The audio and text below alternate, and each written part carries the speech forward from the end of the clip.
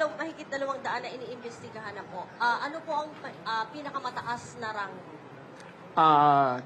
Ang pinakamas mataas sa ranggo po ay ang kasalukuyang head ng BFP, si General Quan Chu. Hindi, loko lang. Loko lang.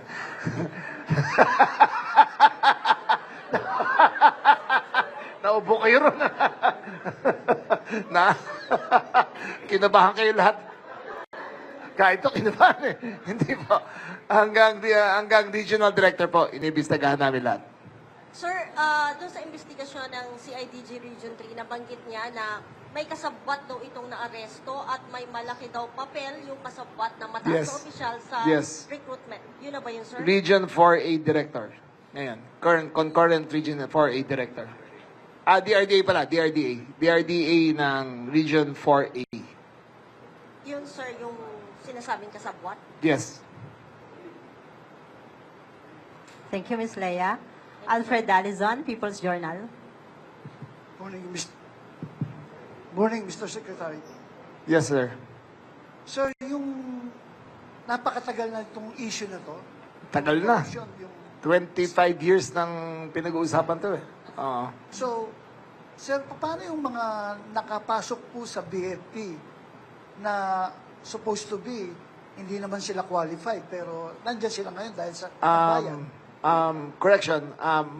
Lahat yan qualified. Lahat yan, kasi may exam yan eh. May written exam, may physical exam. Pumasa lahat yan. Ang last hurdle nito ay yung, basta tao na umahawak. So all of them are physically qualified, intellectually qualified. Yung decision na lang kung sinong papasok, doon nagkakaagawan, doon nagkakabayaran. So qualified naman sila lahat.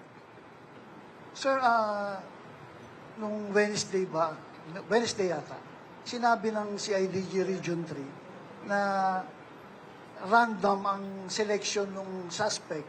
Nakikita niya sa Facebook pag nirelease yung list ng mga potential na papasok. Yes. Kaya kinukontak niya.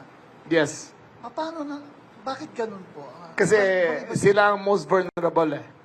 Only limited slots kasi ang natatanggap yan. Napakaraming qualified.